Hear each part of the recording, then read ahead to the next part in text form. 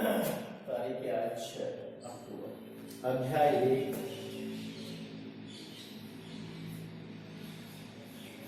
आपका lesson first है वास्तविक संख्याएं, रियल नंबर्स।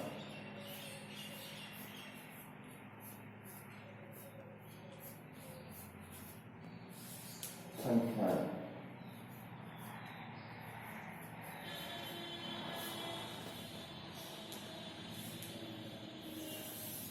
Real numbers.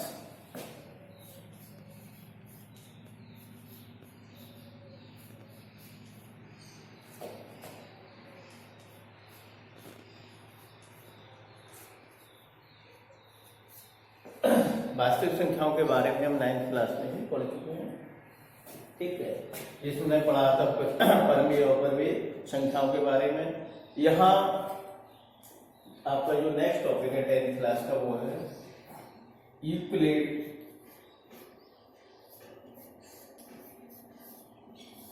विभाजन प्रमेय का।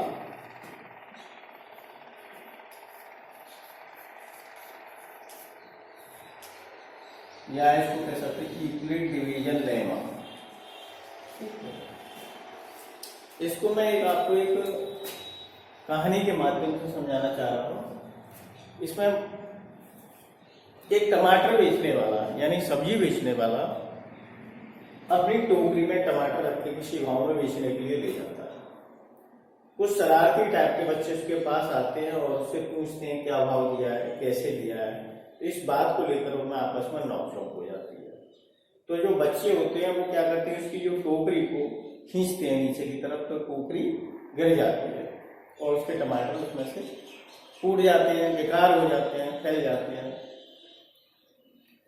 तो फिर वो गांव के प्रधान के पास जाता है और कहता है साहब भाई मेरा इस तरीके से नुकसान हुआ है, इसकी भरपाई करो। तो फिर वो बताता है, गांव वाले उससे पूछते हैं, जो प्रधान वगैरह है पंचायत के लोग पूछते हैं कि आपका भाई कितना नुकसान हुआ, इसमें कितने टमाटर थे, कितने पीस थे। तो अपना जो उत्तर है वो एक पहेली के रूप में वो देता है। वो कहता है मेरी जो टोकरी है इसकी जो क्षमता है इसमें 1 से 50 से ज्यादा टमाटर नहीं आ सकते, ठीक है। ये टोकरी की क्षमता।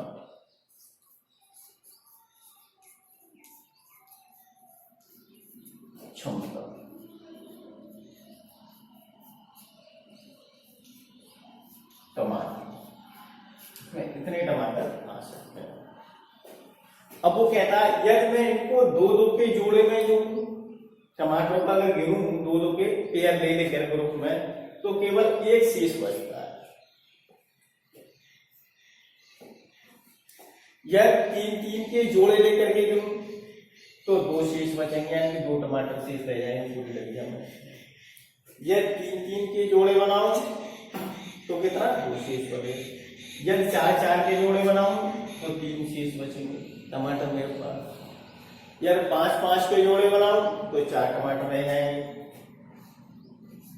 या 6-6 के जोड़े बनाओ तो 5 टमाटर शेष रह जाएंगे। यदि 7-7 के जोड़े बनाऊंगा तो कुछ भी शेष नहीं बचेगा। तो सबसे पहले उसने कहा था, अब ये मान लेते हैं उसकी जो टोकरी में टमाटरों की संख्या थी वो कितनी थी, ये माना टोकरी में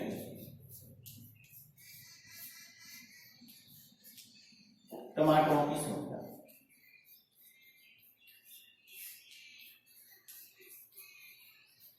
संख्या बराबर ए। जो सब्जी बेच रहा था उसकी टोकरी में टमाटरों की संख्या हमने ये मान ली। अब ए का जो मान होगा वो कितना होगा, या तो 150 से कम होगा या 150 के बराबर होगा, क्योंकि टोकरी की क्षमता 150 टमाटर की है। तो उसमें टमाटर 150 होंगे या इससे कम होंगे। तो इसमें सबसे पहली बात उसने जो बात की, यदि मैं 2-2 के जोड़े में लूं तो ए बराबर क्या लिखेंगे, मान लो 2-2 के जोड़े। अब यहां इसको मान लो ये 2p,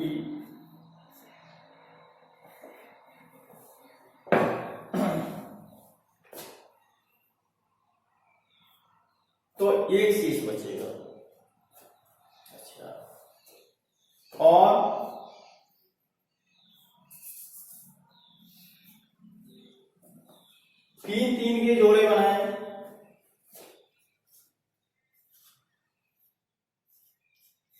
तो 2 शेष बचेगा।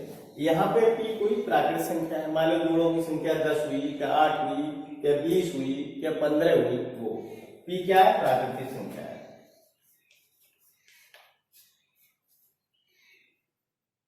प्राकृतिक संख्या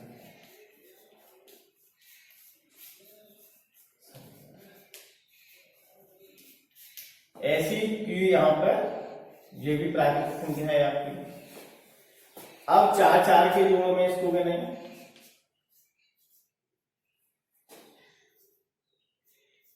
तो 3 शेष बचता है। एस भी यहाँ पे प्राकृतिक संख्या है। यह 5 5 के जोड़ों में गिने तो 4 शेष होता है। टी भी क्या है? एक प्राकृतिक संख्या है। ठीक है, टी की वैल्यू कुछ भी हो सकती है, 1 2 3 4 5 6 10 11 12 कुछ भी 15 20।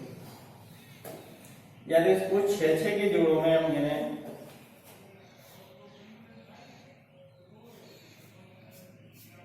तो 5 शेष बचेंगे।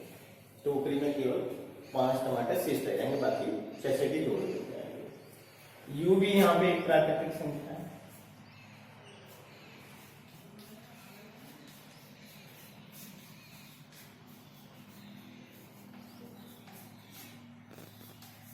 ठीक है, आगे कहता है यदि 7 7 के जोड़े बना रहे हैं तो कुछ भी शेष नहीं बचेगा। जैसे 7 7 के जोड़े बना लिए हैं तो एक भी टमाटर शेष नहीं, तो हमें इस तरीके से ये सूत्र मिल जाता है। तो यहां मान लेते हैं ये हमारा क्या है? P Q S T U V, ये क्या है? हमारी प्राकृतिक संख्या है। इनको मान लो हम V से प्रदर्शित करें। ठीक है, ये हमारी क्या है? प्राकृतिक संख्या है। ठीक है, और यहां जी 3 के जोड़े बना रहे हैं हम, 2 के जोड़े बनाए 2 3 4 5 6, ये क्या है? आपकी V मान लेते हैं। मान लो ये V कोई पूर्णांक संख्या V, और यहां शेषफल आपका क्या रह जाता है? 0 1 2 3 4 5 6, ये आपकी क्या है? शेष। सॉरी 5 तक शेषफल। तो हमें इसको इस तरीके से लिख सकते हैं, A = BQ + R। ठीक है, अच्छा यहां B क्या है और ये क्या है? ये दोनों धन पूर्णांक हैं आपके।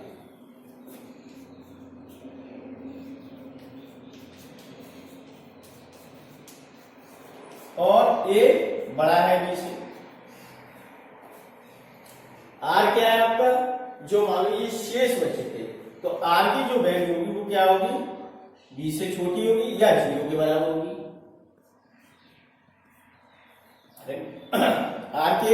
R यदि B के बराबर होगा तो भाग जाएगा, बड़ी होगी तब भी भाग चला जाएगा। ठीक है, छोटी होगी तब भी भाग नहीं जाएगा। R की वैल्यू आप कीजिए,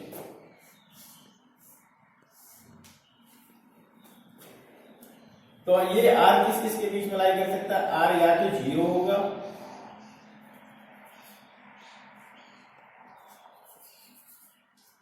या B से छोटा होगा।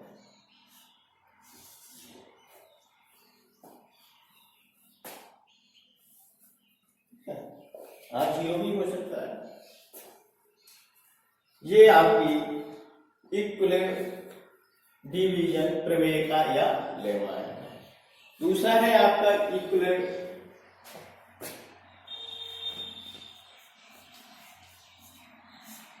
विभाजन एल्गोरिथम।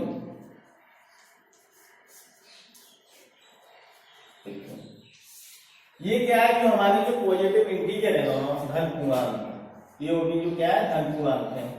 इनका एचसीएफ ज्ञात करने की तकनीकी है, और ए और बी का एचसीएफ क्या होगा? वो बड़ी संख्या होगी, बड़ी से बड़ी संख्या जो ए और बी दोनों से विभाजित हो जाए।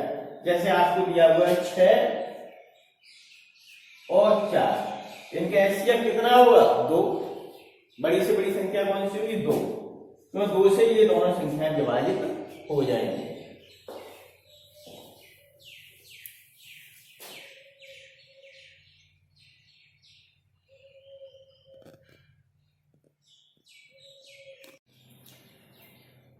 वास्तविक संख्याओं में अभी आपको यूक्लिड विभाजक प्रमेय समझाई थी।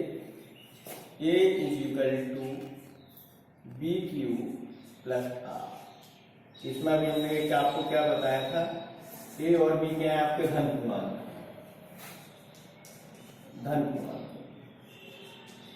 पॉजिटिव इंटीजर,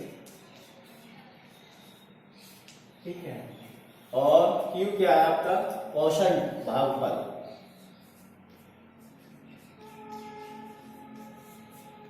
और R क्या रिमाइंडर यानी कि शेषफल, ठीक है। आपकी जो Q की वैल्यू होगी वो 20 से कम होगी, जो R है वो किससे छोटा होगा, 20 से।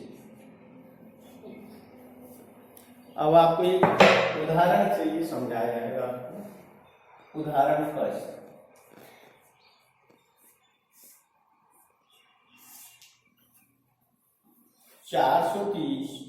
व 420 व 130 का हम क्या निकालेंगे, एचसीएफ।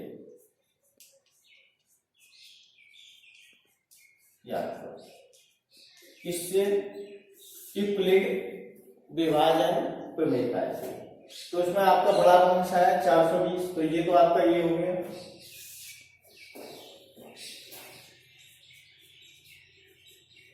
और p बराबर आपका कितना होगा, 130।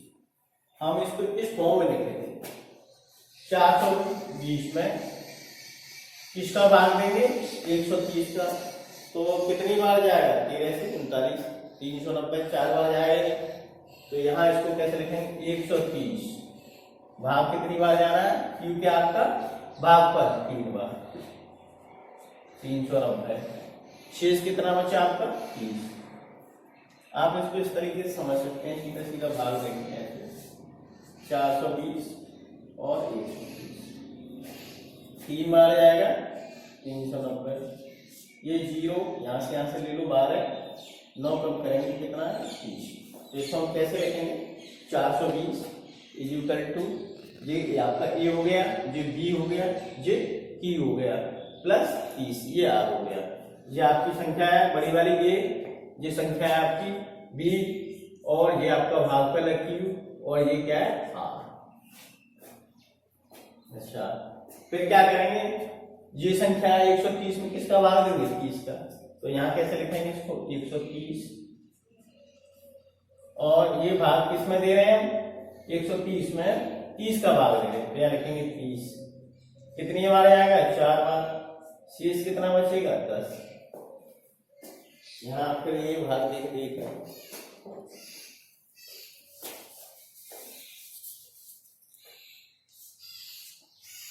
130 में हम भाग दे रहे हैं 30, तो कितनी बार गया, 4 बार, जा गया 120, ये बचा 10। तो हम 130 को कैसे रखेंगे, 130 = 30 × 4, भागफल 4 है, ठीक है। भाज्य 130 है और भाजक 30, शेषफल कितना बचा, 10। अब क्या करेंगे, आप किससे भाग देंगे, यहाँ पर 30 में किसका भाग देंगे, 10 का। तो कितनी बार आएगा, 3 बार, और शेषफल 0 यहां दे लीजिए।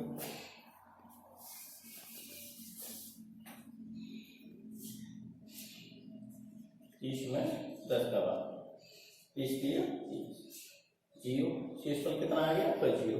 तो इसको कैसे लिख लिया हमने, 30 = 10 होना चाहिए। ये आपका ए हो गया, ये बी हो गया, और ये की हो गया, और आर 0 हो गया। अब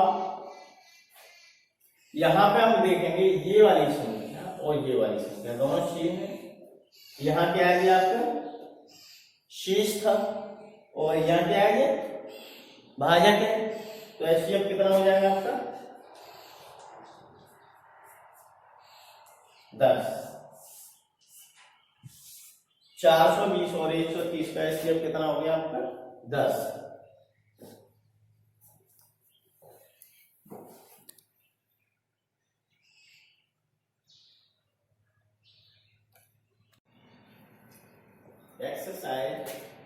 1.1 क्वेश्चन नंबर फर्स्ट का फर्स्ट पार्ट। इसमें हमें 135 और 225 का एचसीएफ ज्ञात करना है इक्विवेलेंट विभाजन एल्गोरिथम का प्रयोग करते हुए। तो यहाँ ये कितना हो गया जो बड़ी वाली संख्या है 225 और बी कितना 135। तो 225 में हम 135 का भाग देंगे, ये हो गया आपका 225 इक्वल टू, तो 135 में कितनी बार आएगा एक बार 135 इंटू 1 घटाएंगे तो आपका कितना आ जाएगा 90। ये क्लियर हुआ कि नहीं हुआ? देखो ऐसे ये आपका कितना है 225 135 का भाग दे दीजिए, एक ही बार जाएगा 135।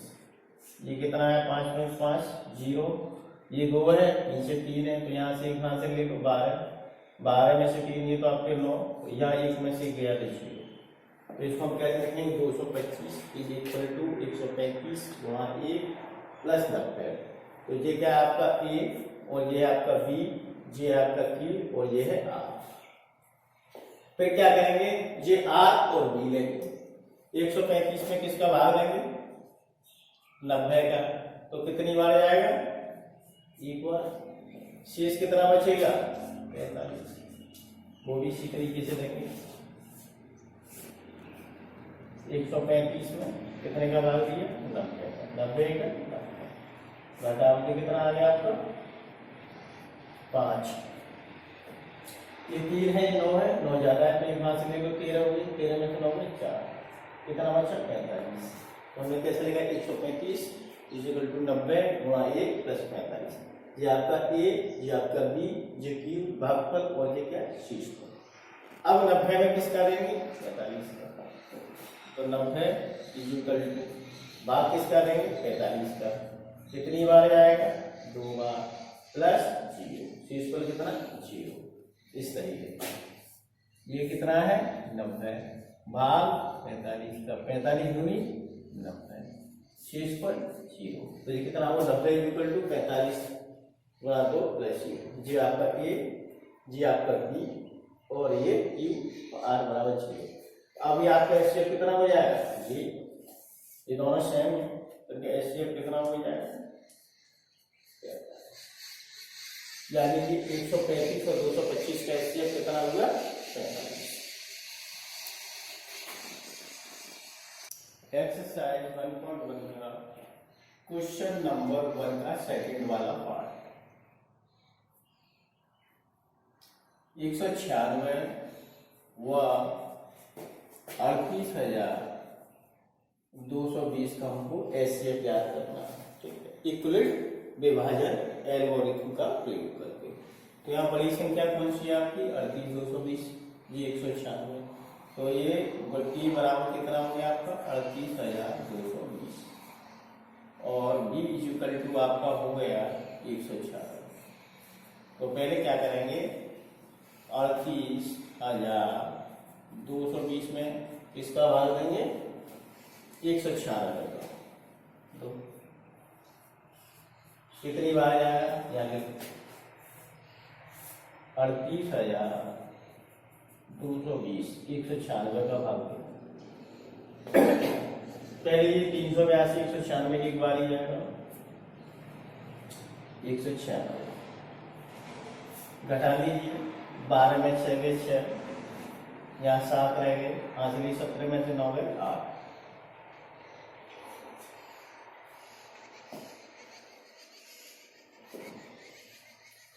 यहाँ 2 उतार लीजिए, अब कितनी बार जाएगा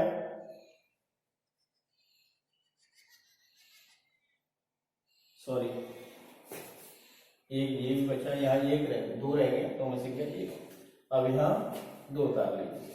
अब देखो कितनी बार जाता है 8 बार चला जाएगा 8 ही 9 बार जाएगा, 9 6 14 5 से 5 9 9 81 और 5 86, आंसर 8, 9 8 70। घटा लीजिए, 12 में 4 गए 8, यहाँ कितना है 15, यहाँ कितना आएगा 1, अब कितना आ गया आपका, यहाँ क्या बचा 0।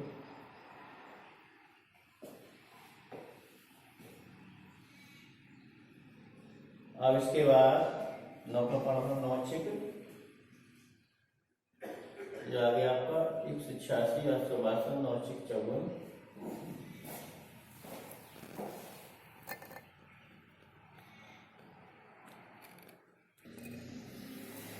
अब ये 0 यहाँ उतार लीजिए। अब कितनी बार जाएगा, 19 पंजे 95, यानी 950 और 30, 980, 5 बार, 5 का वहाँ को 5 6 30, आंसर 3, 45 और 3 48, 5 4, 5 1 5 और 5 4 9। यानी इसको हम कैसे लिखेंगे, ये कितनी बार गया 195 प्लस जी, हमारा शेषफल कितना आ गया 0। तो 38,220 को हम कैसे लिख सकते हैं, 196 इंटू 195 प्लस 0। जो हमारा ए है, जो हमारा बी है, जो क्यू है, ये आप है। तो यहाँ डिवोजन कितना हो गया, भाजन 196।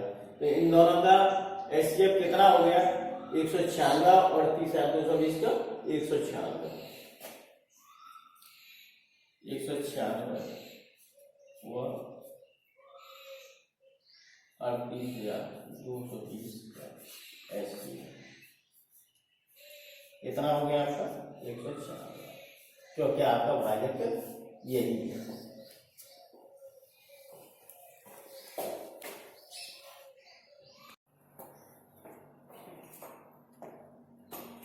क्वेश्चन नंबर फर्स्ट का थर्ड वाला पार्ट, इसमें 867 व 255 का हमें एचसीएफ ज्ञात करना है यूक्लिड विभाजन एल्गोरिथम का प्रयोग करके। तो यहाँ ए कितना हो गया 867, क्योंकि ये बड़ा है, और बी कितना हो गया आपका 255। अब भाग दीजिए, इसको कैसे लिखेंगे, 867 इज इक्वल टू 255 की कितनी बार जाएगा 867 255 3 बार 4 बार तो जाएगा, 3 बार, 3 5 15, आंसर 1, 3 5 15, 1 16, आंसर 1, 3 दूनी 6 1 7, कितना आया बचा ये 2, ये 0 102।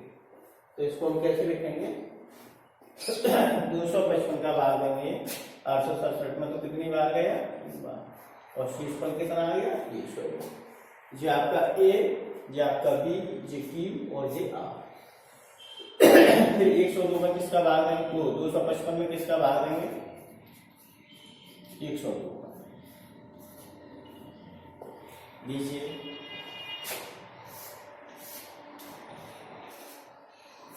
255 में 102 कितनी बार जाएगा 2 बार, ये कितना हो गया 204, यहाँ कितना बचा ये 5, तो ये कितनी बार गया 2 बार, और शेषफल कितना आ गया 51।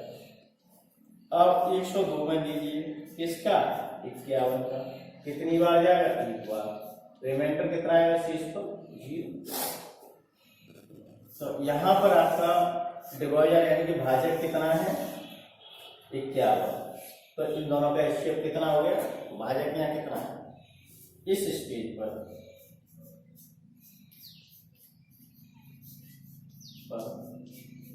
भाजक 51, ठीक है। इसलिए 867 व 255 का एचसीएफ 51 होगा। क्लियर।